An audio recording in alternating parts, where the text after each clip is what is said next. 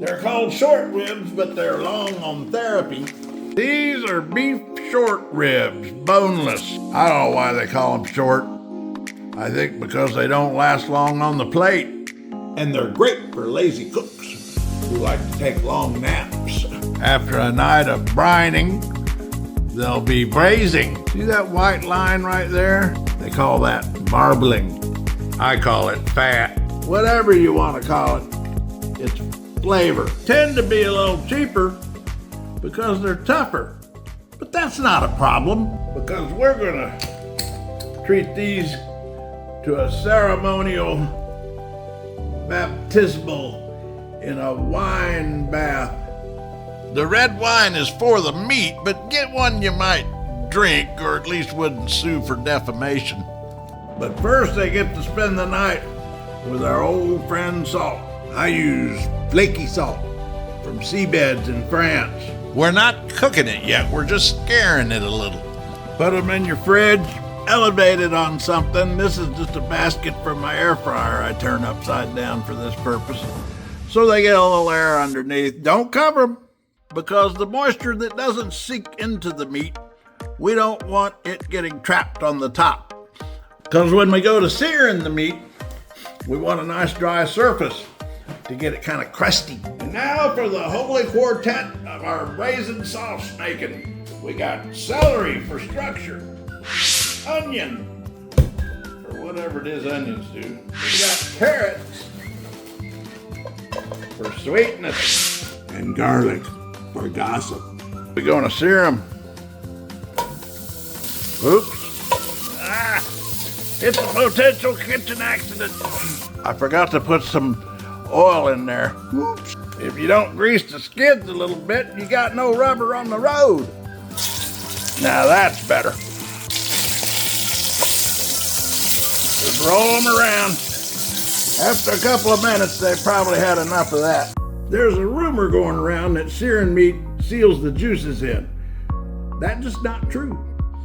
We sear the meat to get that flavor from the meat into the braising sauce.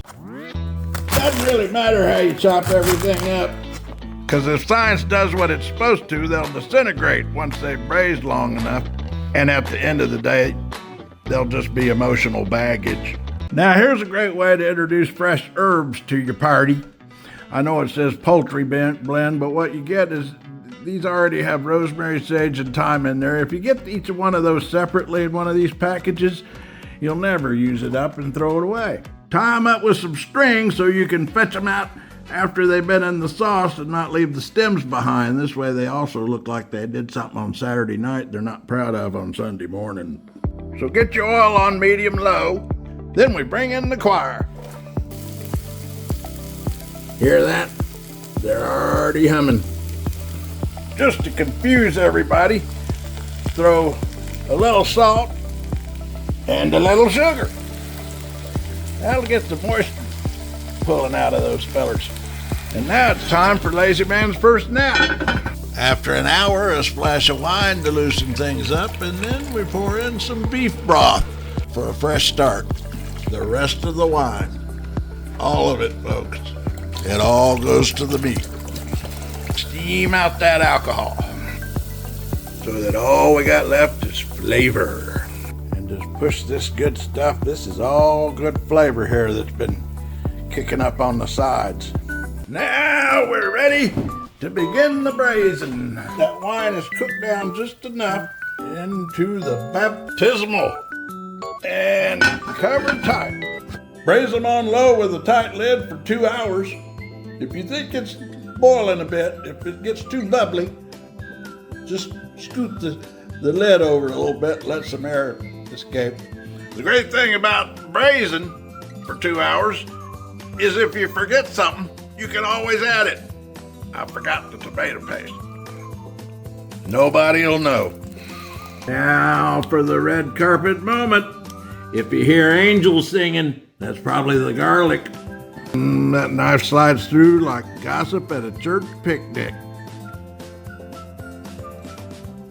So rich, it's gonna have to pay taxes.